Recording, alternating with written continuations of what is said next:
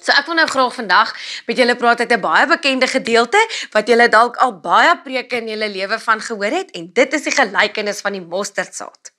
Nou al die preke wat ek nou in die verlede al oor die mosterdsaad gehoor het, was die fokus van daardie preek die grootte van die mosterdsaad. So, die saadjie van 'n mosterdsaad is klein en geloof word met 'n mosterdsaad vergelyk, so die geloof kan klein wees op 'n manier. So en dit het vir my sin gemaak, want dit gaan eintlik nie oor die grootte, na my mening, oor ons geloof nie.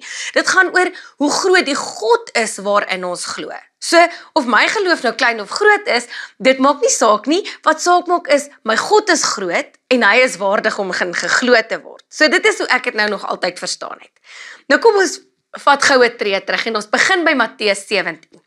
En wat eintlik gebeur het, voor die gelykenis van die mosterdsaad vertel word. So eerstens, bring 'n pa sy seun na die disippels toe en hierdie seun het 'n demoon in hom. So, hy siek, hy kry aanvalle, hy gooi homself in die vuur en hierdie pa smeek die disippels, asseblief dryf hierdie demoon uit. En die disippels probeer, dis presies wat hulle doen en hulle dryf uit en hulle kry dit glad nie reg nie. En hulle bring toe hierdie seun na Jesus toe en Jesus kry dit dadelik reg.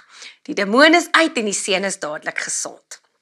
En dan nou natuurlik die vraag, nee, maar Jesus, hoe het jy dit dan nou so vinnig reg gekry en ons het dit nie reg gekry nie? En dan sê Jesus in Matteus 17 vers 20 tot 21. En Jesus antwoord hulle, deur julle ongeloof, want voorwaar ek sê vir julle, as julle geloof het soos 'n mosterdsaad, sal julle vir hierdie berg sê, gaan weg hiervandaan daarna toe en hy sal weggaan en niks sal vir julle onmoontlik wees nie. So die rede wat Jesus dan aanvoer, hoekom hulle dit nie reg kry nie, is hy sê, julle ongelowig is. Nou in ander vertalings word hierdie gedeelte, of daai woord vertaal met klein gelowiges. So, hy sê, klein gelowiges, was julle geloof maar soos die van 'n mosterdsaad. Maar nou kyk dit of Jesus hierdie ding so of twee teenstrydige goed sê.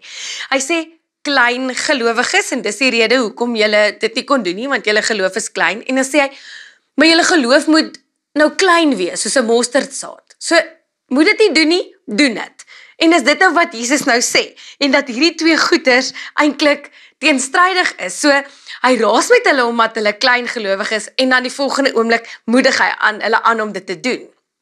Nou, ek wil net ook sê, ek dink nie die disippels het regtig klein geloof gehad nie, al noem Jesus hulle so. Ek bedoel, hulle is dan mense wat saam met Jesus gestap het en hom sien leef het, en hoe kan hulle van alle mense nie genoeg geloof hê nie? Ek bedoel, hulle het gesien hoe Jesus wonderwerke doen.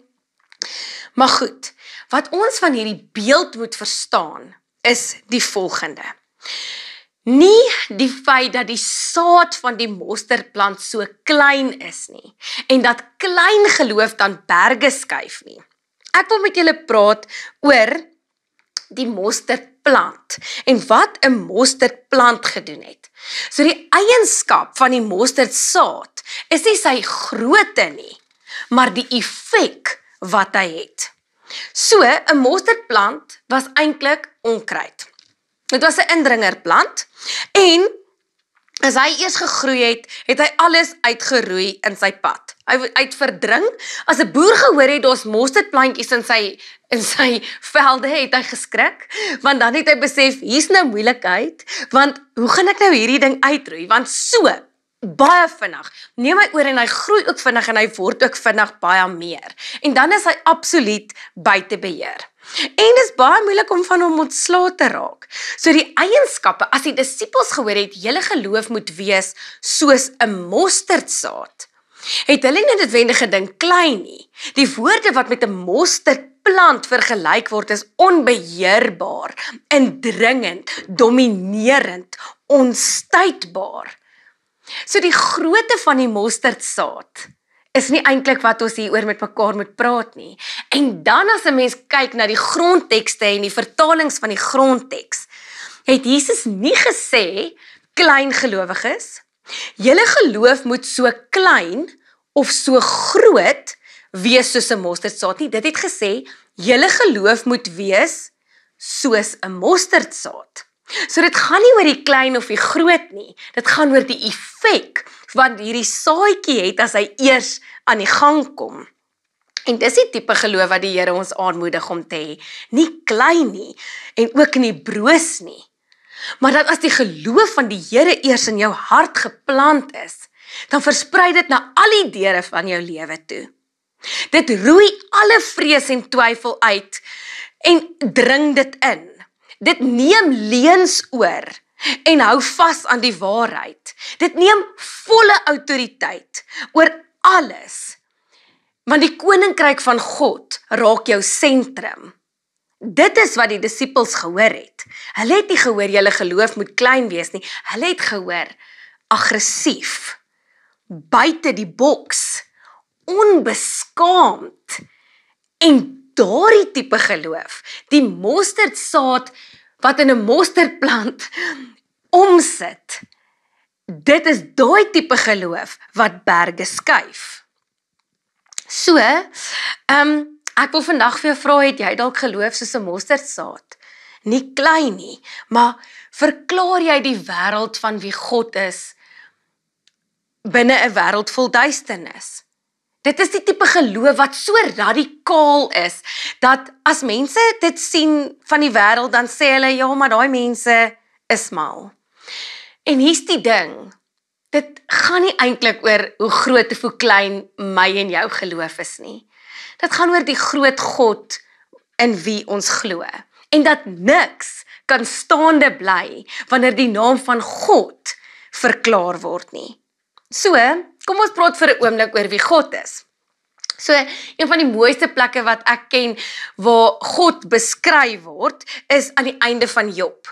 So, vir 37 hoofstukke in die boek van Job word Job se leed bespreek. Sy siekte, sy lyding, sy swaar kry, sy verliese, en hy en sy vriende praat oor lyding, en waar's God in al hierdie goeters? En dan in hoofstuk 38 kom God aan die woord, en dan kry mens die mooiste gedigte oor God, wat hy dan van homself sê, en dan bly almal stil.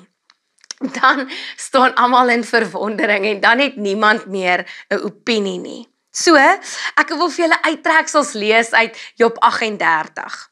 Waar was jy toe ek die aarde se fondamente gelê het? Wie die hoeksteen van die aarde gelê? Die môre sterre het saam gesing en van blydskap geskree toe dit gebeur het. Wie het vir die see grense gemaak? Ek het gesê, jy mag net tot hier kom en nie verder nie. Job, het jy al ooit vir die oggend gesê om te begin en dan te breek in die aand? Het jy al gaan kyk waar die bronne van die see borrel? Weet jy waar is die plekke waar die sneeu geberre word? Het jy al die plekke gesien waar haal opgegaar word? Wie het 'n kanaal oopgekap vir die reën wat neerstort? Wie maak 'n pad vir die donderstorm? Kan jy die 7 ster met 'n band vasbind? Of kan jy die bande van Orion losmaak?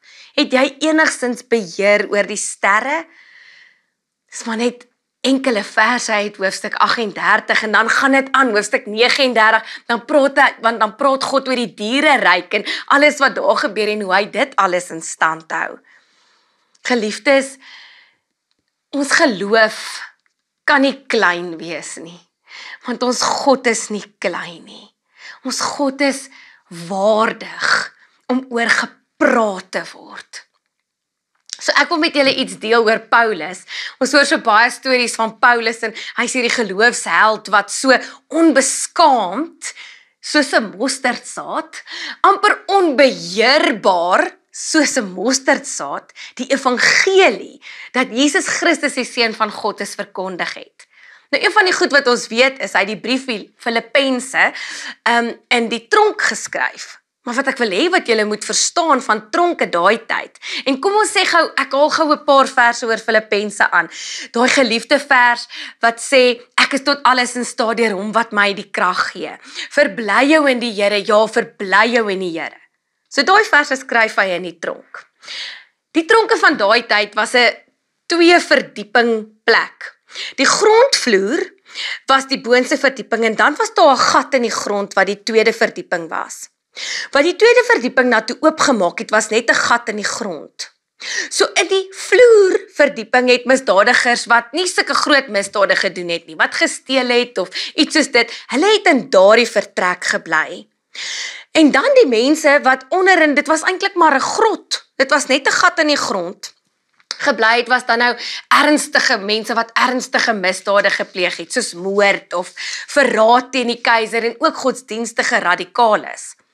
Maar wat die boonste vertrek het net 'n gat in die grond gehad en dan het hulle mense wat dan nou in die grot deel moes bly, letterlik net deur die gat gesak. En wanneer hulle weer wou uithaal, het hulle net weer terug opgehuis.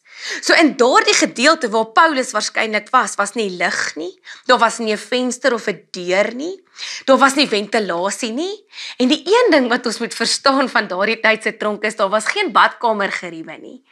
So die ouens wat in die boonste vertrek gebly het, het hulle besigheid gedoen deur die gat in die grond, want hulle gaan nie in hulle eie vertrek nou hulle besigheid doen nie.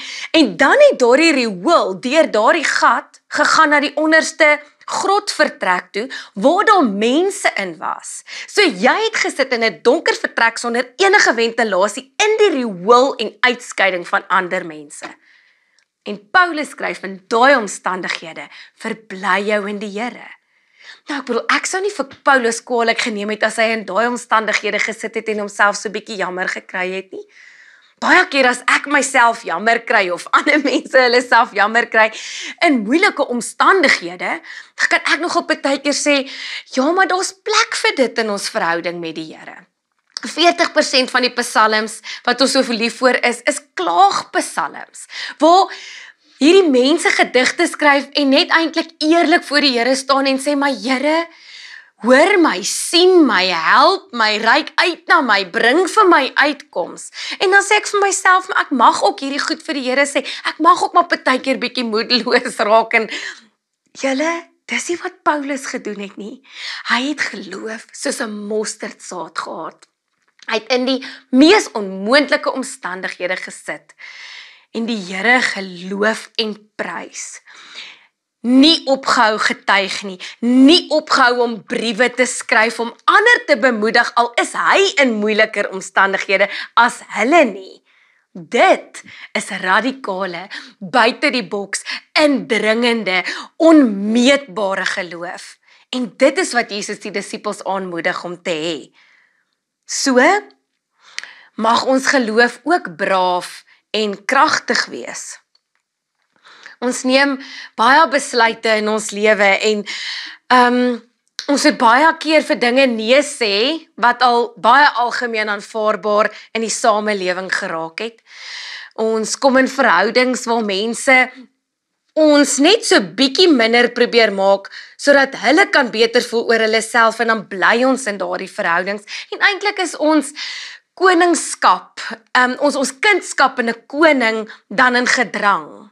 So ons hoef nie te bly in daai verhoudings waar ons waarde geminag word nie. Ons settle deesdae baie maklik om nie kerk toe te kom op 'n Sondag nie en ons skryf dit maklik af en ons sê, nee maar ek sal ander maniere, ek luister darm bietjie YouTube en ek kom darm, maar ons kan ook maar bietjie kerk toe kom en saam sing en in die geloofsgemeenskap kom.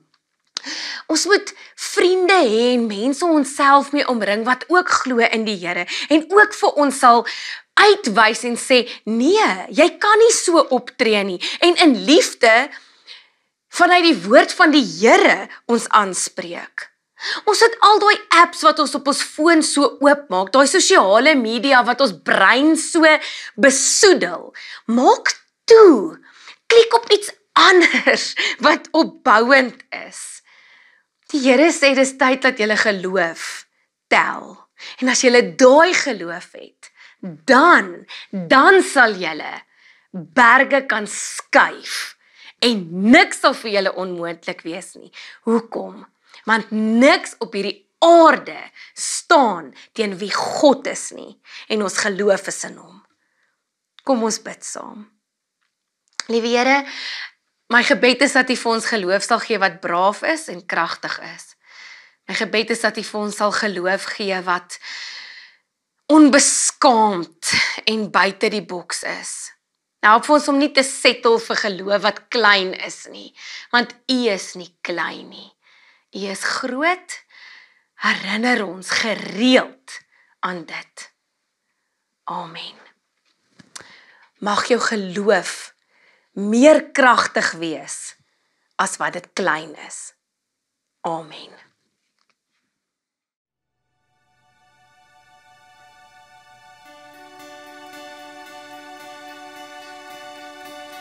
U is die skrywer van my storie, U is die heerser van my hart, aan U die heerlikheid tot in ewigheid.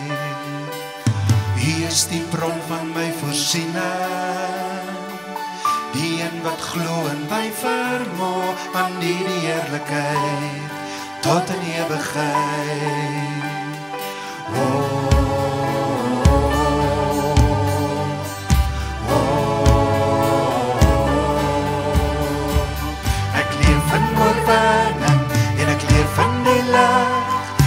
Staan ek nou in verwondering, en U is daar oorvloed, want dit is volbring, en ek sal U prys in verwondering, in verwondering. Die begin van die oorwinning, was die einde van my vrees, aan die heerlikheid tot in ewigheid.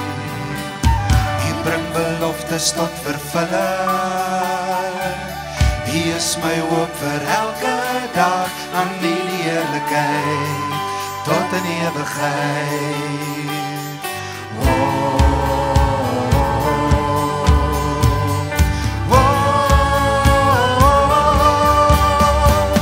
Ek leef in oorwinning, en ek leef in die lig, voor U staan ek nou in verwondering, en U is daar oorvloed, want dit is volbring, en ek sal U prys in verwondering. Ek leef in oorwinning, en ek leef in die lig, voor U staan ek nou in verwondering, en U is daar oorvloed, want dit is volbring, en ek sal U prys in verwondering. Al die asem in my longe, het my Vader my gegee, aan U die heerlikheid tot in ewigheid, aan U die heerlikheid tot in ewigheid, aan U die heerlikheid tot in ewigheid.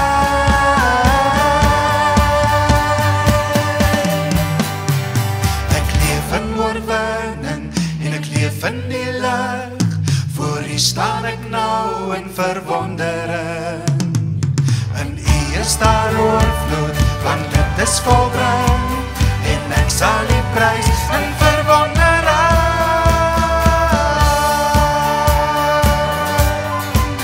In verwondering, in verwondering, en ek sal U prys in verwondering.